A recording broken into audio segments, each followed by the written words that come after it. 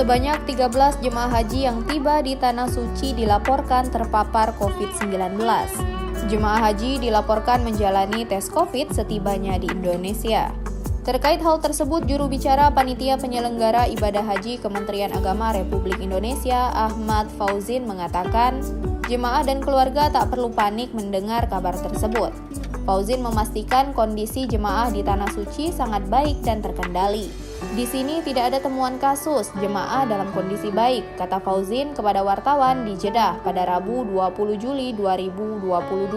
Fauzin memastikan temuan kasus jemaah positif COVID itu belum membuat PPIH mengambil kebijakan baru terkait kepulangan jemaah haji Indonesia, termasuk kemungkinan menggelar tes COVID-19 untuk jemaah sebelum terbang ke tanah air.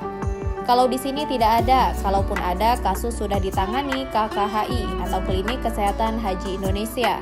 Kita tetap pulangkan jemaah sesuai jadwal, ujar Fauzin. Fauzin pun menghimbau agar jemaah yang masih ada di Tanah Suci untuk disiplin memakai masker, terutama ketika berada pada tempat penuh orang seperti di Masjidil Haram atau Masjid Nabawi. Selain itu, jangan bepergian di luar agenda haji. Kalau kelelahan, imun bisa turun. Ini bisa membuat kemungkinan positif COVID semakin besar, kata Fauzin. Kita sampaikan kepada seluruh jemaah Indonesia tidak usah khawatir terhadap perkembangan informasi yang terjadi, beberapa yang terkena atau terindikasi terpapar atau hanya karena proses antigen kemudian mereka positif corona.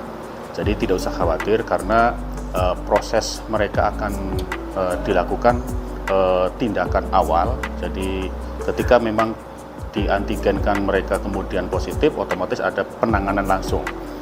Tetapi sebagian besar jemaah kita sudah menerapkan protokol kesehatan. Maka tetap kami anjurkan, kami imbau kepada seluruh jemaah Indonesia tetap selalu protokol kesehatan. Terima kasih sudah nonton.